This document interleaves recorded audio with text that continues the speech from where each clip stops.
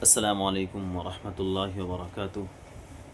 امید ہے کہ تمام ہی ناظرین خیر و عافیت سے ہوں گے اور اللہ تعالیٰ آپ سب کو اپنے حفظ و امان میں رکھیں۔ ماقبل میں ہم نے یہ بتایا تھا کہ آپ صلی اللہ علیہ وسلم کی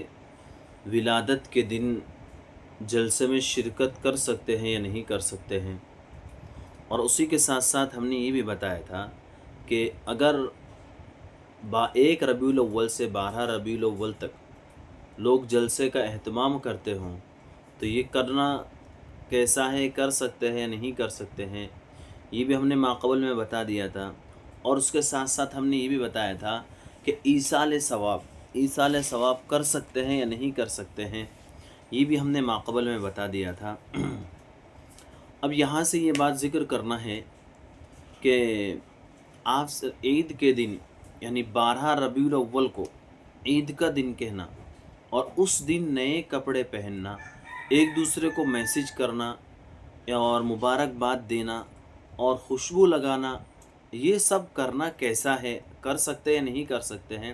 تو اس کے جواباً میں عرض یہ ہے کہ 12 ربیع الاول کو عید الفطر کا دن کہنا، عید کا دن منانا، نئے کپڑے پہننا، یہ سب کرنا، یہ سب خرافات ہیں۔ یہ آپ صلی اللہ علیہ وسلم کے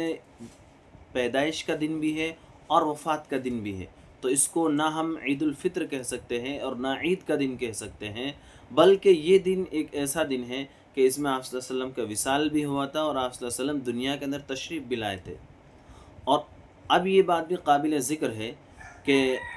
جو لوگ یہ کہتے ہیں کہ آپ صلی اللہ علیہ وسلم کے 12 ربیع الاول کو پیدائش ہوئی تھی، تو آپ اس بات کے اندر دھیان رکھیں کہ آپ صلی اللہ علیہ وسلم کی پیدائش کے اندر مختلف اقوال ہیں،